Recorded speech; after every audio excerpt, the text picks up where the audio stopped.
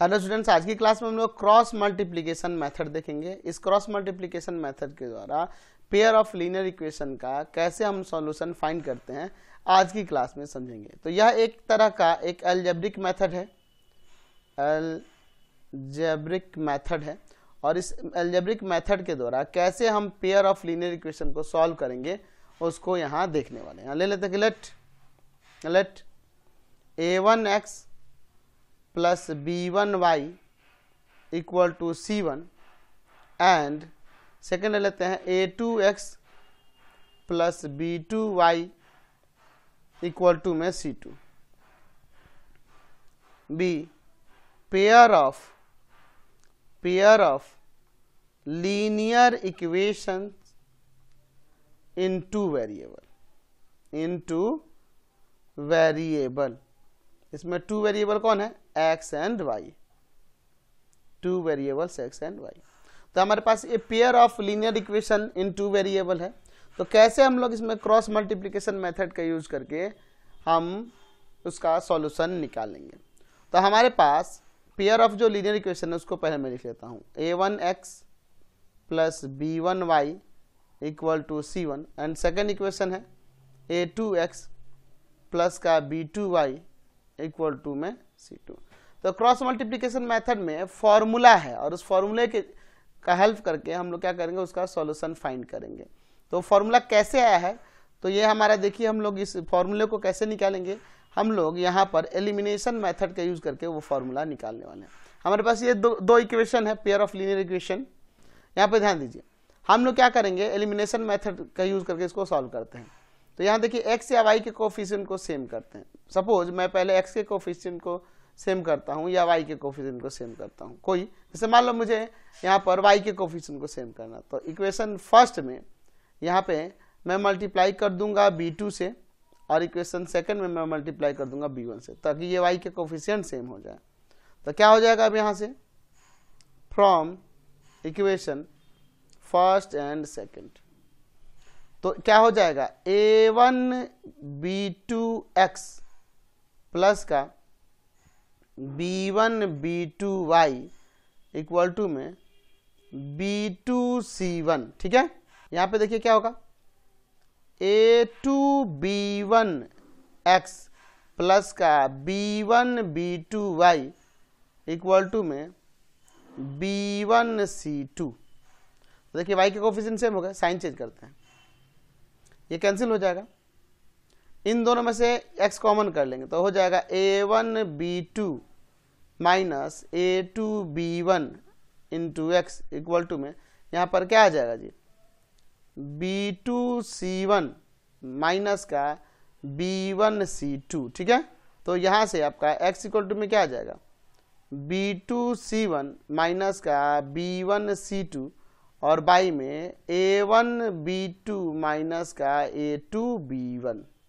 ठीक है, तो ये आपका x का वैल्यू हुआ। अब हम चाहें तो इसको ऐसे भी लिख सकते हैं कि नहीं, यहाँ से देखिएगा, x इक्वल टू में मैं इसमें से माइनस कॉमन कर लेता हूँ, यानी कि ये प्लस में हो जाएगा b1c2 माइनस का b2c1, ये माइनस में हो जाएगा प्लस वाला, और बाई में a1b2 माइनस का a2b1, ऐसे आप इसे लिख सकते हैं। तो ये x के वैल्यूज आ गए।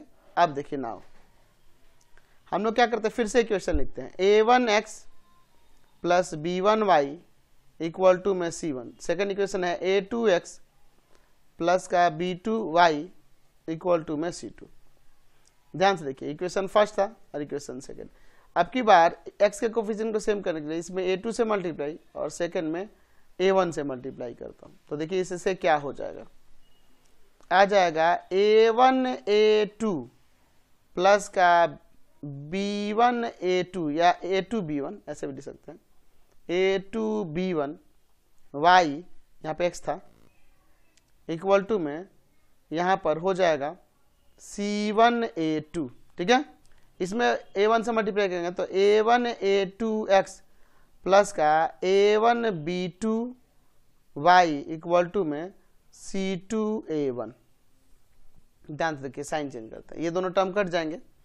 यहाँ से हम लोग इसमें से कॉमन कर लेंगे y, तो a2b1 माइनस का a1b2y इक्वल टू में यहाँ पे हो जाएगा C1A2 माइनस का C2A1, ठीक है। तो इसको डिवाइड में ले जाते हैं यहाँ पे, देखिए तो y इक्वल टू में क्या आ जाएगा C1A2 माइनस का C2A1 बाई में A2B1 माइनस का A1B2। तो देखो एक्चुअल में यहाँ देखो यहाँ A1B2 और माइनस A2B1 है, यहाँ पे देखिए इसका उल्टा है, ठीक है। तो इसमें से माइनस कॉमन कर लेते हैं नीचे से, C1A2 माइनस का C2A1 बाई में -1 कॉमन हो जाएगा या माइनस कॉमन हो जाएगा, तो A1B2 और प्लस वाला माइनस में चल जाएगा A2B1। ये माइनस ऊपर भी लगा सकते हैं, तो यानी y इक्वल टू में आ गया C1A2 माइनस का C2A1 और ये माइनस यहाँ ऊपर लगा देते हैं, ये नीचे वाला, और बाई में है नीचे A1B2 माइनस का A2B1। तो हमारे पास ऊपर x का वैल्यू क्या है, तो x का वैल्यू ये है ना, और y का वैल्यू आया है, तो यहाँ पे x का वैल्यू लिख देते हैं, क्या है, तो यहाँ x का वैल्यू आ गया आपके पास माइनस B1C2 माइनस का B2C1 बाई में A1B2 माइनस का A2B1, एंड y का वैल्यू आ गया यहाँ पर माइनस C1A2 माइनस का C2A1 बाई में A1B2 माइनस का A1B2 माइनस का A2B1, एक्स वाई आ गया। कब, जब पेयर ऑफ इक्वेशन आपका क्या था, A1x प्लस का B1y इक्वल टू में C1, एंड सेकंड था A2x प्लस का B2y इक्वल टू में C2। तो इस तरह के पेयर ऑफ इक्वेशन होंगे, तो इसका सॉल्यूशन ये रहा।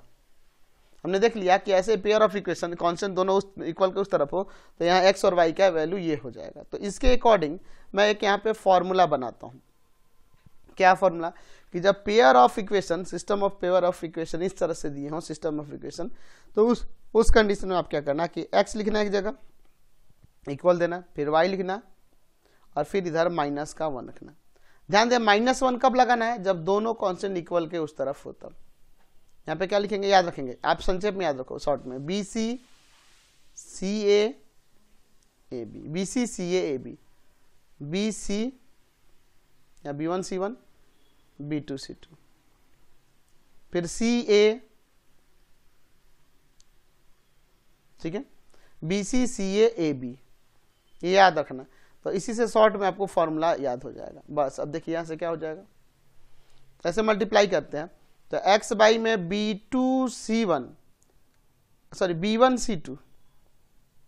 B1C2 पहले ऐसे मल्टीप्लाई फिर ऐसे मल्टीप्लाई माइनस B2C1, ठीक है, इक्वल टू में y बाई में पहले से मल्टीप्लाई C1A2 माइनस का C2A1, फिर यहाँ देखो ऐसे मल्टीप्लाई A1B2 माइनस का यहाँ पर A2B1।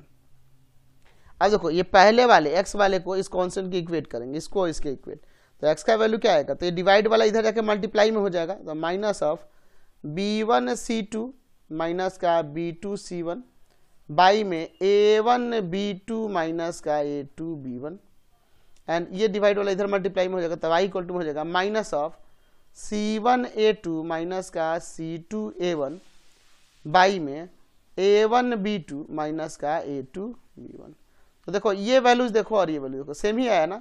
तो ध्यान रखना है, जब सिस्टम ऑफ इक्वेशन में कांस्टेंट इक्वल के दोनों उस तरफ अपोजिट में हो, तो आप x लिखेंगे, y लिखेंगे और -1 लिखेंगे, और तीनों को फ्रैक्शन में ध्यान रखना है। यहाँ BC, इसमें CA और AB क्रॉस मल्टीप्लाई करेंगे, और फिर एक इसके कांस्टेंट एक बार इसको इक्वल कर देंगे वेरिएबल वाले को, एक बार इसके इक्वल कर देंगे और सॉल्व कर देंगे, तो वहां से x y का वैल्यू आ जाएगा। अच्छा ये तो ये रहा। अब मान लीजिए ये कांस्टेंट इस तरफ ना रहकर वेरिएबल के ही तरफ हो, यानी कि इस तरफ हो, तब क्या होगा। चलिए मान लीजिए आपके पास सिस्टम ऑफ इक्वेशन में A1x plus B1y plus C1 equal to 0 दिया, और second equation A2x plus B2y plus C2 equal to 0 दिया हो। तो इस कंडीशन में आप क्या करेंगे, देखिए कांस्टेंट इक्वल के इसी तरफ है, वेरिएबल की तरफ ही है, x लिखेंगे, y लिखेंगे और इधर 1 लिखेंगे, माइनस नहीं लगाएंगे। बस अगर दोनों कांस्टेंट इक्वल की तरफ होते तो यहाँ माइनस लगता फॉर्मूले में। बस वही BCCAAB, BC,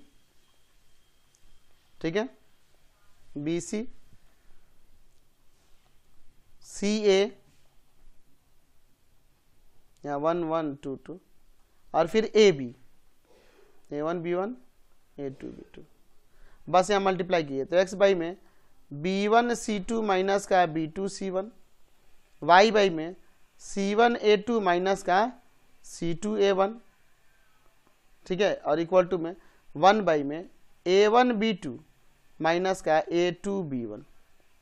तो ये इसके इक्वेट करेंगे तो यहाँ से हो जाएगा x इक्वल टू में, ये जाकर ऊपर मल्टीप्लाई होगा B1C2 माइनस का B2C1 बाई में A1B2 माइनस का A2B1, and y equal to में ये जाकर ऊपर मल्टीप्लाई कर देगा तो C1A2 माइनस का C2A1 और बाई में A1B2 माइनस का A2B1, ये आपका सॉल्यूशन हो जाएगा।